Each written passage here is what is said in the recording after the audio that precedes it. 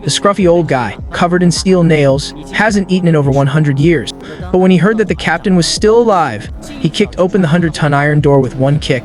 The guards next to him were terrified. Looking at the steel nails all over Ban's body, he actually pulled them out one by one. The huge noise also attracted Holy Knights Jericho and Jude, who saw Ban and immediately drew their holy sword and rushed towards him. But after a scream, Ban was not only unharmed, but all his wounds also healed. Seeing the confused look on Jericho's face, Ban then pointed to the scar on his neck, saying that this was a real scar. It turned out that 10 years ago, Ban never understood the captain's power and why he was using a steel sword. Out of curiosity, he walked forward and tried to pull out the broken sword, but was stopped by Meliodas and was told not to make him angry. But how could Ban, who had an immortal body, be afraid? Seeing the captain so angry for the first time, Ban became even more interested, but after a flash of white light, an indelible scar instantly appeared on Ban's neck. Then Ban grabbed Jericho's neck and saw the armor, and became interested in Jericho's armor. So I came here without a care, but Jericho was too small. By the time the soldiers arrived, Jericho had been stripped of her clothes and armor.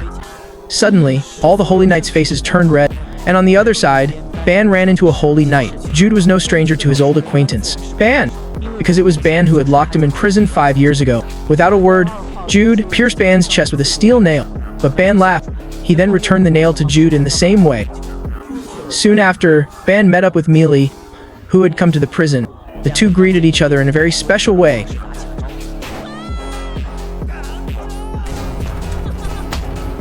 I can't.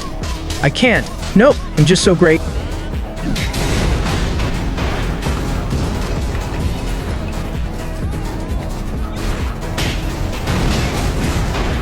After the two just greeted each other, half of the prison was already destroyed. Then, they started arm wrestling, and the force was so great that the entire prison began to collapse. Finally, even the barrier outside the prison was destroyed. The Holy Knights outside the prison witnessed the terrifying power of the Seven Sins, and all fled the scene. The next day, they decided to go to the necropolis to search for information about King, the Sloth Sin. However, as soon as Ban arrived at the village, he found a little girl who had fainted. He quickly picked her up to check on her, but the girl's older brother mistook him for a bad guy and stabbed his chest with a steel fork. The girl quickly stepped forward to explain the situation. Meanwhile, Ban calmly got up, and just as the brother didn't know how to apologize, Ban's body suddenly jerked. The spear went straight through Ban's body. Then, the spear started spinning rapidly, drilling a large hole in Ban's body. However, because of Ban's immortality, the wound healed quickly. It turned out the boy was King, the Sloth Sin, but his appearance had changed so much that Ban didn't recognize him. King then spoke about Ban's body.